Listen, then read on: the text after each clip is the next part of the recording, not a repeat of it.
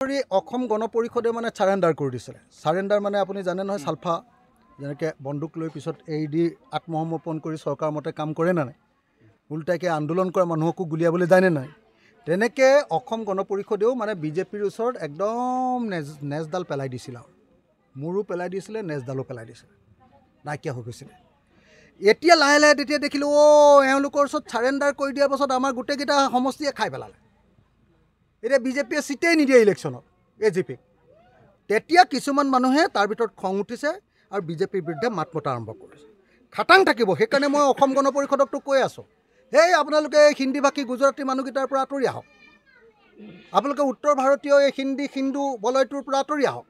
আমি গোটেই অসমীয়া মানুহবিলাক একলগ হওঁ অসম গণ পৰিষদ, একলগ হওঁ ৰাইজৰ দল, একলগ হওঁ অসম জাতীয় পৰিষদ, একলগ হওঁ BPF, একলগ হওঁ UPPL, চব লগ হৈ লওঁ।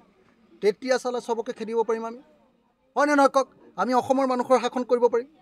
কিন্তু এই অসম গণ পৰিষদে যে চাৰেণ্ডাৰ কৰি দিছিলে, একদম অতুল বৰাই শুই একদম আৰু মানে চবেই দি দিলে আৰু শেষ আৰু অতুল বৰা নাই আৰু নাই, চব নিজৰ অকল MLAটো হ'বৰ কাৰণে, মিনিষ্টাৰটো হ'বৰ কাৰণে এৰি দিছিলে। এতিয়া অসম গণ পৰিষদৰ পৰা দুজনে এজনে প্ৰতিবাদ আৰম্ভ কৰিছে আৰু মাত পাতিছে। গতিকে মই ভাবোঁ যে এইটো এটা ভাল লক্ষণ।